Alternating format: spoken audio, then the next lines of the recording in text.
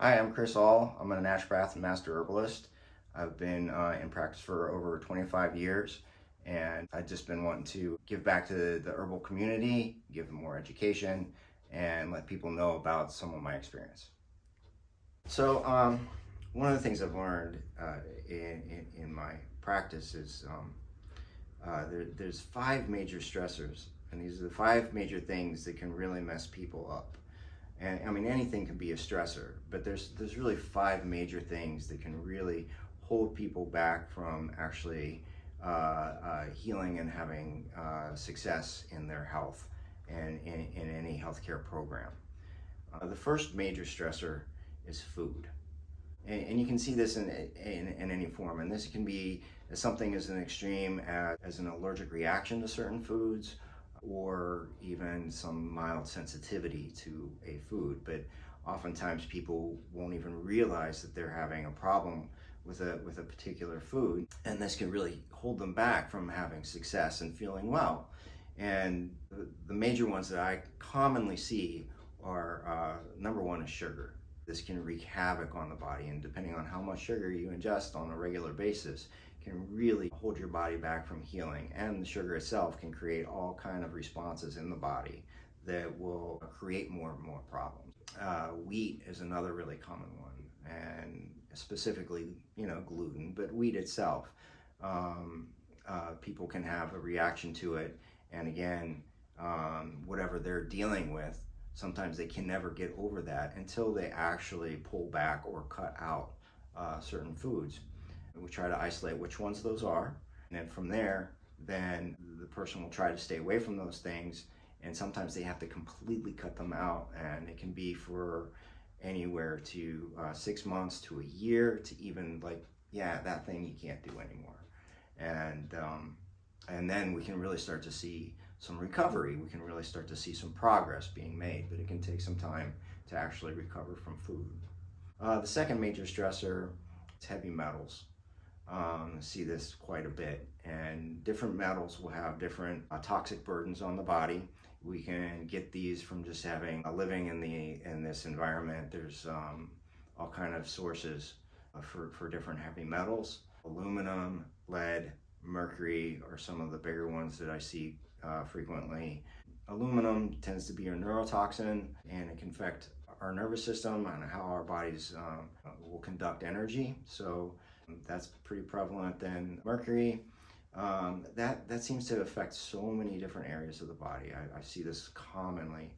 It can be in the brain, and you have to detox that as well.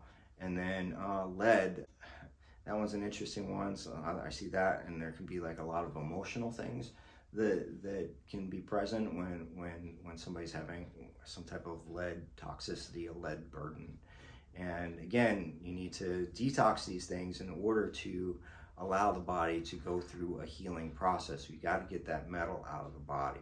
The third major stressor is chemicals, and any type of chemical. And this could be anything from plastics to colognes and different things that people will put on their bodies. It could be heavy chemicals, things like pesticides, herbicides, those type of things. These stressors will cause anything. If the body will respond in its way to try to keep these stressors at bay and wall them off because they can't handle it. They can't detox by itself. So you'll need something that will help to pull chemicals out. Fourth stressor is immune challenges.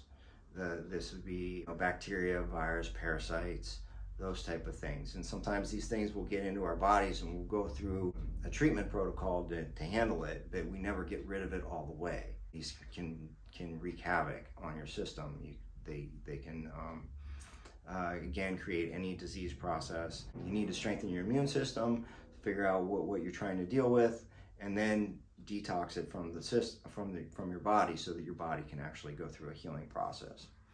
The fifth stressor is scars.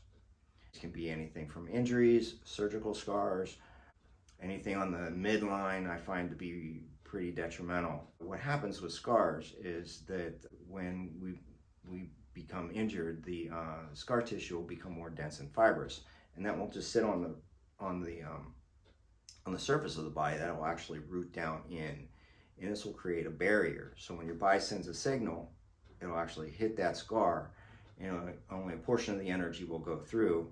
The energy can become trapped in the scar or be deflected off and go to a completely different area. The body will have a negative response where it's not healing, you're not getting better. A lot of times I've seen people with like chronic neck pain, and they have a surgical scar on their abdomen. And you start working with the scar, you can use different oils, different things in order to actually soften the tissue, to move the energy through the scar, and then the body is now open to healing, and you can relieve all kind of conditions. I've seen people have headaches and different pain conditions that, because different acupuncture channels or nerve patterns aren't actually in communication, because there's a dense scar, and you start to soften that, and the body will start to respond.